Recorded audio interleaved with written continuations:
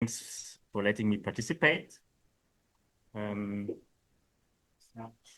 going to tell you about my Drushba research. And Drushba is a story about friendship. And Drushba is Russian and means friendship. And it tells about reimagining our human legacies in landscape. Yeah, I mean, I'm briefly tell you about my interest. And then before my walk, that was the main part of the work. Then the walk itself, which will be a little video to show you some footage from the hike. And then after the walk, which became like an archival work, as you see here, and some theoretical discourse. And at the end, the synthesis that led me start the fictive project of a cultural project. Yeah, so the connection from Druschba to Berlin, where I was living, was actually, I mean, it's a crude oil pipeline, and since 1965, over 95% of the crude oil or of the fuels from Berlin came out of this pipeline. I mean, they were refueled in Schwedt, but then brought to Berlin and Brandenburg, like all the kerosene, diesel, super that you took from the gas station, all came out of this pipeline without maybe, I think, nobody really knowing in Berlin. And this was the first connection towards Berlin, and then also the interest in the energy crisis. I mean, maybe first towards Drushba again. It's like the Freundschaftsleitung from the UdSSR times, which was built with all the allies together. So every country had to build a section. And then it went to Poland, the DDR, the Czech Republic, and Hungary. And this is why the connection was there until 2022. Until Putin decided to attack Ukraine, and suddenly there was an energy crisis, and people started to see what dependencies we had in different kinds of energy sectors. And one was the crude oil sector in Berlin and Brandenburg, where, as I said, 95% of all the fuels came from. And this, I mean, there were a lot of sanctions of gas and for oligarchs and so on and so forth. And one was in the 1st of January 2023 that no more crude oil was imported from Russia through Drushba under the Minister of Babak. Yeah, so this was like a bit the interest I gathered in the news that around that time, around energy crisis and the connection to Berlin. You see like the map. It's one visible here. It's coming from somewhere in Siberia, and then there's the northern string and the southern string, and the northern string goes to Belarus, to Poland, and then to Schwedt. And the part in Poland is around 659 kilometers. It starts directly at the border from Poland until Belarus. And this became somehow my field research place. The section of Drushba, mostly underground. You barely see it. It's pipelines, actually. It was built first, and then after we saw that it's working well and the demand is high, they built one right next to 10 years later. So it's basically like a two-string pipeline, which is, of course, a critical infrastructure. And as I showed, it's underground. So it's quite hard to really go on to see it because there's no map. All the maps you see is just one line through Poland.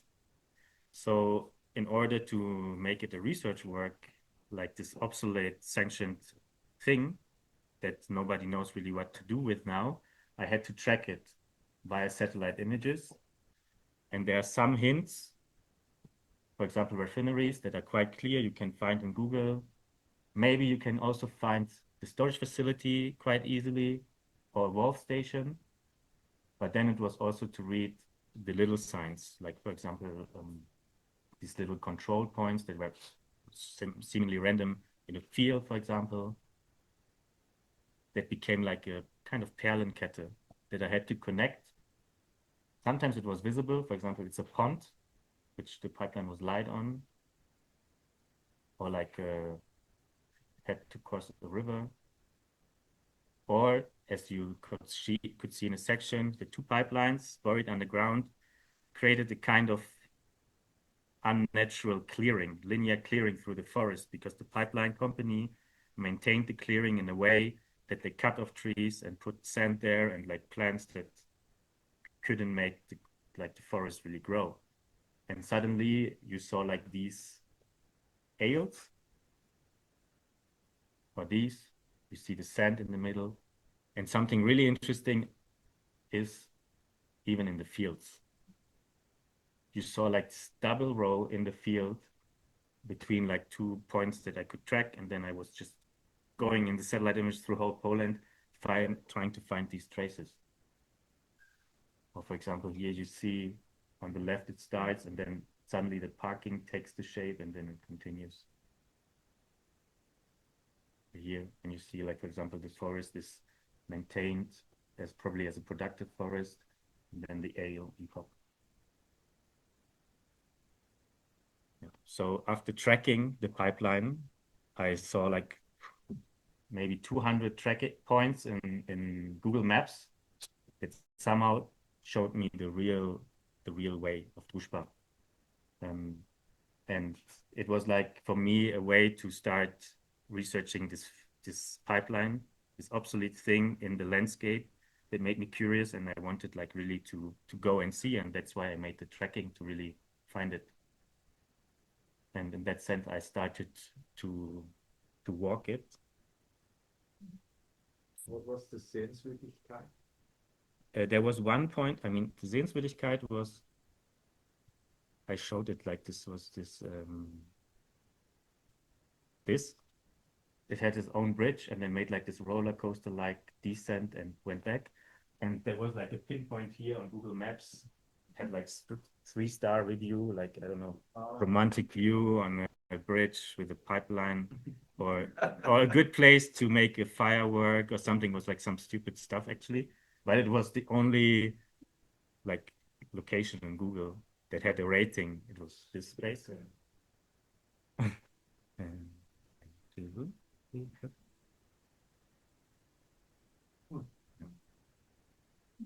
So I quickly show you the video. It's about 6 minutes, and I mean, it shows a lot of footage and me walking in the ale. One thing you notice directly are these little flints, which are like the markings of the pipeline in situ, like in the place that I couldn't see really in satellite images. I found them there, and they became like a help for me too.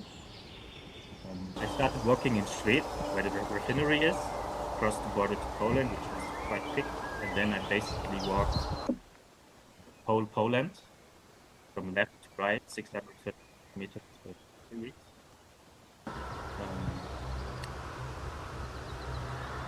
See like a lot of the landscapes. So here it's very on the left of the road. You see the ale in the back. It was like a lot of times following the pipeline without seeing it, forcing, like, for example, a dead end when you suddenly walk the forest and end up in a field. You had to go back, take a street, maybe the street crosses Drushba, like here, follow it again. Then it was completely like water pipeline, electricity pipeline, gas pipelines with all the different things in the landscape. Here was a huge ale. They were selling a water pipeline there. Don't really know where it is. But different kinds of flora, fauna. Sometimes you could really grasp that soon time the company comes and like cuts off everything. But now it's a bit of open question: are they coming back or not? Are they leaving it now? Sometimes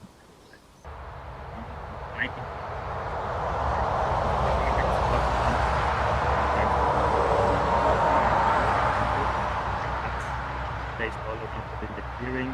I even found dead deer shot there, and in one place there was like a shooting range because it was so straight. They installed like shooting ranges in the backyard, ale, and as you already see, the pipeline was built in a way that surpasses cities, urban areas, and only like if it has to go to a refinery, there was another part going down. So that's why I'm mostly landscape mode, mostly alone in the forest. There was mostly also even real path. I was establishing the path, and I always had the feeling that I'm the first person who somehow is walking this interconnected thing buried in the ground. You see the intersection with the gas pipeline and the oil pipeline.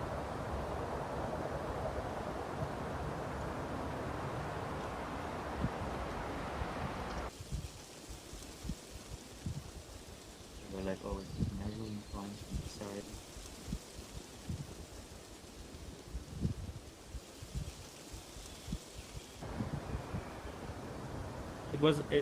I'm going to tell about this. I printed the stickers as because I thought I want to leave something there, or like trying to establish something at least there or forgive me. But at the end, it was a silly idea for me. I did it only once, and then I was like, okay, maybe I shouldn't just glue something on this. And then I started to collect flowers, basically. Maybe you saw in one or two footages, I bound them in the pillar of the pipeline as an act of commemorating the buried thing as that became a bit my act of leaving something there. From there, it was following many times roads, or it was crossing the road, or it was always crossing a river. It was never going with the delta. It was always going like perpendicular to the delta. There you saw like see the hunting path, or it was in the backyard of the house. Here.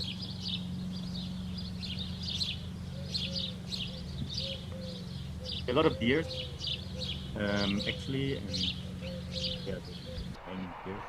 It was May, so there were a lot of wildflowers. That's why I started to pick them up.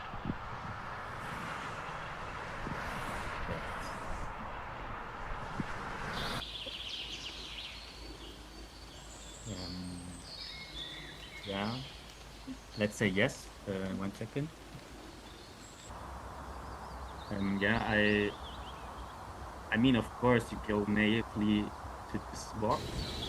I also in the beginning tried to contact the company, but they didn't reach out to me, and then just started to walk. I was mostly alone, but I met there were like 5 crucial events on the way of people approaching me because some of them even tracked me, and I got handcuffed, brought away by the police. The special intelligence of Poland interviewed me. At the end, at the border of Belarus, the Polish border police sent me back home. So there were a lot of things about this critical infrastructure, about the wartime, about me not looking European at the borders. So there was also this story that is also one part of the books. So of course, this was also there, and they forbid me to actually document the visible structure. That's why you never really see pipeline, maybe from far away in the places where it was visible. And you never really see a wolf station or refinery or nothing because I was not allowed to stand there, photograph it or video it. In that sense, it sharpened really my senses towards the landscape, what you can see here. The marker and the ale in the back, and it's all connected. In the field, you don't see it, but in the back, you see it again. And these were like the Drushba views, basically. Now go back to the presentation. It was 2023. Yeah, and then I came back after 30 kilometers and 21 days of hiking. Maybe you see it, you don't see it really. It's like the red line is the pipeline and the black is where I was going. For example, here I had to make some detours with the bus, and I had to always like organize where can I sleep, how much can I walk, and so on and so forth. Yeah, as I mentioned, the flower ritual, it was like continuing of the Polish traditional commemoration, and like the weird thing was they were always using plastic flowers, and I was starting to use the flowers that are growing there for the thing that is producing plastic at the end. So I turned it a bit upside down. And as I mentioned, there were like 5 stories that I wrote down actually in one of the books about me getting in trouble. Yeah. And of course, I pictured the beauty of the rural Poland, which is so pragmatic, so I don't know, so unique in a way. And with all the information I gathered and all the data and the maps, I decided that media I want to show everything was an archive, which consists of 9 books. The first one shows the topic, the history. The second, all the tracking satellite images. The third, the photos from the trip showing Drushba or like the Drushba path. The fourth is just pictures I took from Poland.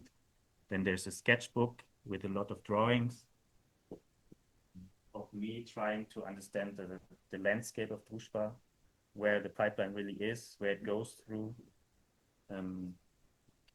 Then maps, the flower story is a book. Then, as I mentioned, the diary of me getting in trouble. And then at the end, a lot of theory related references and so on. Yeah, you kind of have a look maybe later in it. And in that sense, I mapped a lot of these observations that are somehow coded, so you can read the archive like with 3 different books, and you have a code, and you see the drawing, you see the map, you see the LiDAR scan, you see a heat photography, you see photo, you see the sketch, and so on. So in that sense, you get an overview by the different books for each observation I made. It's also there on the last day, me pointing at Drushba in the back, hopping above the river. And one of the main quotes that led me in the theoretical discourse was also a bit like this one. We don't need more narratives of crisis. We need to acknowledge our crisis of narratives. It was like a bit my motivation to really deepen my knowledge about the landscape, to really learn the dialect of Drushba, and not to make conclusions too early in an academic, comfortable zone. Really going there and trying to understand what the situation is and how can we maybe learn from it and take it as something to move on and to learn from. And yeah, in the last book, there are a lot of quotes, references of other land art artists like Lucius Burckhardt, the studies of the earth indices in the HKW, the beautiful book Landscape as a Protagonist that gave me a lot of hints about listening to landscape. The Iron Curtain Trail itself is a reference, as well as also like the Roman aqueducts or the pilgrimage, like the Santiago Way, as we said yesterday already. And somehow I felt like that I'm walking pilgrimage of the Anthropocene a bit. That nobody walked before, but maybe a lot of people should walk in order to understand landscape, infrastructure, and our human legacies. Because in the end, maybe it's a ruin of the future also. I mean, I had a lot of references in different ways. And in the end, I came to the synthesis that Drushba is way more than just an obsolete object that we should take out. Because first I thought, okay, in the very beginning, it was meant to be friendship. And then there was war. It was seen as the enmity, as like something we don't want. We should take out. We should reforest the stuff. But then I went there and I became myself friend with the object by walking it, by understanding it, the landscape, the way it's shaped, the way it is there and it's not there, and it somehow sense was so intense, the experience. So I made some synthesis that Drushba is way more, and we can use it as a catalyst of human traces in landscape. For me, it's cultural, it's a memorial, it can be earth art, should be maybe visible at some points. It's a trail, and it's also entropy because its function is gone. But if we leave it there, it's somehow like a shattered toy. So I made like this fictive call for artists to engage with the landscape, because there's a law in Poland which says that you should take out something from the ground or from the landscape if you don't use it, as soon as it's not the cultural heritage. So I said, let's convert it into cultural heritage, keep it there, and transfer it, like translate it into a kind of Iron Curtain trail and let artists intervene with it. Because Lucius Burckhardt also said that only artists have the ability to reinterpret these spaces. So in that sense, I imagined like this fictive cultural path with fictive trails. Like, I mean, they are not fictive. I went them and I carefully selected them according to what's going to happen there. And I started to make some images of how it could look like. For example, here I couldn't follow Drushba along the river, but maybe with another infrastructure added, the hikers could follow Drushba or tower in the ale, stupid sign at the highway, maybe some art that makes it visible and somehow fulfilling our will for didactic and landscape, or just camping facilities, or some curtains showing where it's crossing the river, or just some infrastructure like that, or a map. Yeah. That's it.